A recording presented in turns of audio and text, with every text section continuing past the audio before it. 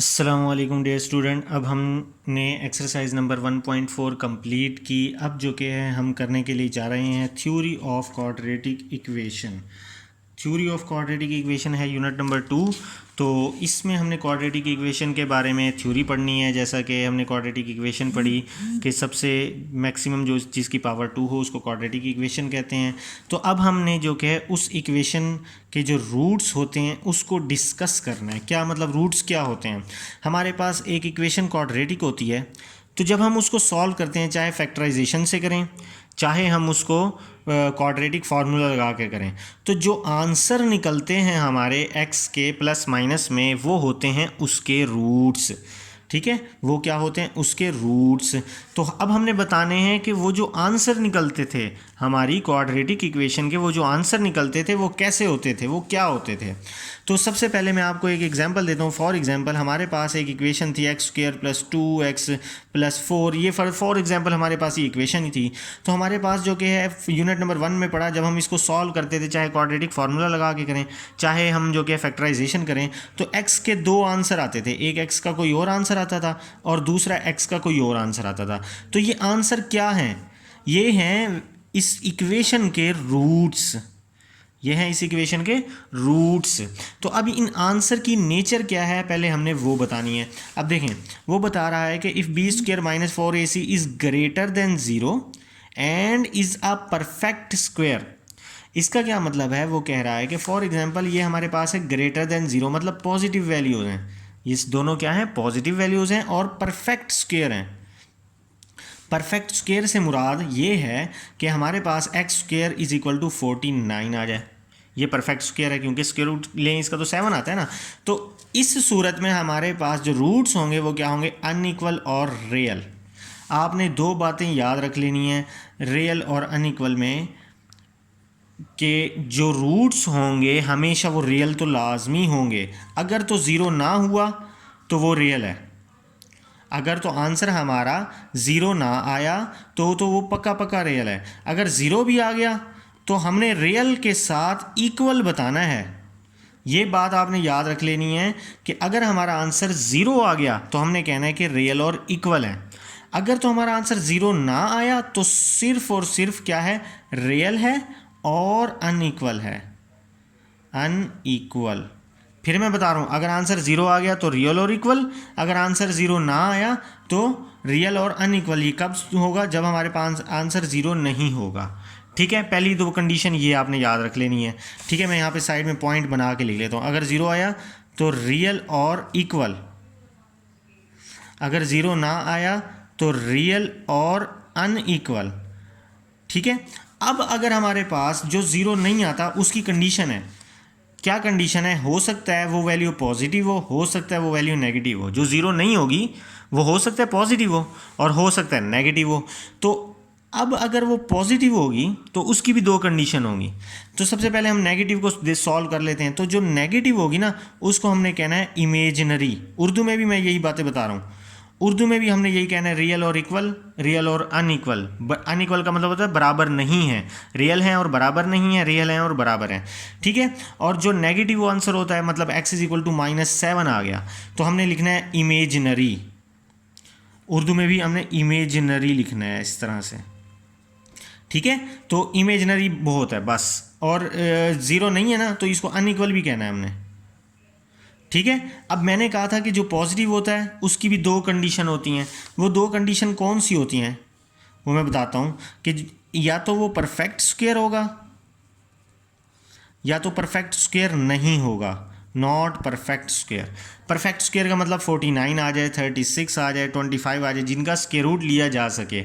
और perfect not perfect square मतलब 28 आ जाए, 33 आ जाए, जिनका स्क्वायर रूट नहीं निकलता या निकलता है तो पॉइंट में निकलता है।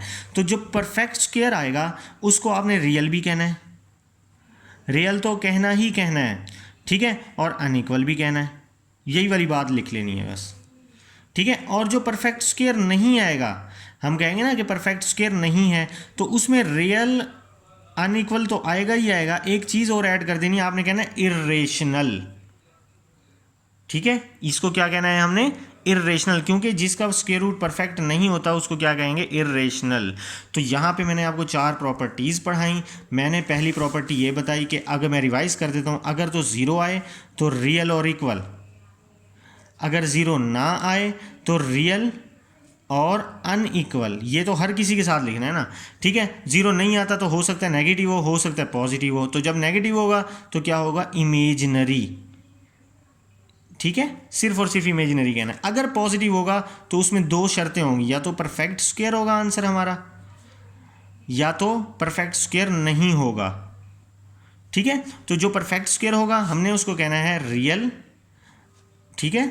अनइक्वल, जबकि परफेक्ट स्क्वायर नहीं होगा तो हमने कहना है real, unequal plus irrational, Urdu में भी हमने यही कहना है, ठीक है। तो ये हमारी थी नेचर ऑफ रूट्स जो हमने की। अब हमारे पास हम चलते हैं एक्सरसाइज नंबर 2.1 पे। एक्सरसाइज नंबर 2.1 में का जो फर्स्ट क्वेश्चन है उसने कहा है find the discriminant of the following equation. तो हमारे पास जो क्वेश्चन है वो लिखा हुआ है 2x का स्क्वायर प्लस 3x माइनस 1। ए की वैल्यू 2 है, बी की वैल्यू x के साथ वाली आ जाएगी, सी की वैल्यू -1 आ जाएगी। तो डिस्क्रिमिनेंट का जो फार्मूला होता है वो बी स्क्वायर माइनस 4ac होता है। तो ये b का स्क्वायर माइनस 4ac, तो 3 3 ज़ा 9 माइनस माइनस प्लस 4 2 ज़ा 8 इज इक्वल टू 17, ठीक है। तो जस्ट हमने क्या करना है, डिस्क्रिमिनेंट मालूम करना था, ये हमने डिस्क्रिमिनेंट निकाल लिया, ठीक है। इसी तरह से जो कि इसके जो बाकी पार्ट्स हैं तीनों के तीनों वो भी इस तरह से कर लेंगे हम। तो मैंने किए हुए, मैं यहाँ पे आपको दिखा देता हूँ। ये एक इक्वेशन है, ए की वैल्यू जो कि हमारे पास 6 आ जाएगी, बी की वैल्यू -8 है, सी की वैल्यू 3 है, ठीक है। बी का स्क्वायर -4ac, तो बी की वैल्यू पुट की, 4 की, ए की वैल्यू पुट की, सी की वैल्यू पुट की, इसको कैलकुलेट किया, ये आंसर आया। ये इक्वेशन है हमारे पास, एक्स स्क्वायर के साथ ए, एक्स के साथ बी, कांस्टेंट जो कि है वो सी है। हमने डिस्क्रिमिनेंट का फार्मूला लिखना है और वैल्यू उसको पुट करके सॉल्व कर लेना है। इसी तरह से जो क्वेश्चन नंबर 4 है, हमने ए की वैल्यू लिखनी है, बी की लिखनी है, सी की वैल्यू लिखनी है, डिस्क्रिमिनेंट के फार्मूले में लिख के आंसर निकाल लेना है, ठीक है। तो ये डिस्क्रिमिनेंट का फार्मूला होता है। अब जो क्या क्वेश्चन नंबर 2 है हमारा नेचर ऑफ रूट्स वाला, हम करते हैं। उसने कहा find the nature of roots of the following equation. तो पहली इक्वेशन है 3, ये पहले x square minus 23x plus 120 is equal to 0। तो नेचर ऑफ रूट्स भी मालूम करने हैं, ठीक है, और फिर वेरिफिकेशन भी करनी है। ये 2 काम करने हैं हमने, नेचर ऑफ रूट्स भी मालूम करने हैं और वेरिफिकेशन भी मालूम करनी है। तो सबसे पहले ए हमारे पास 1 है, बी हमारे पास -23 है, सी जो क्या है वो हमारे पास 120 है।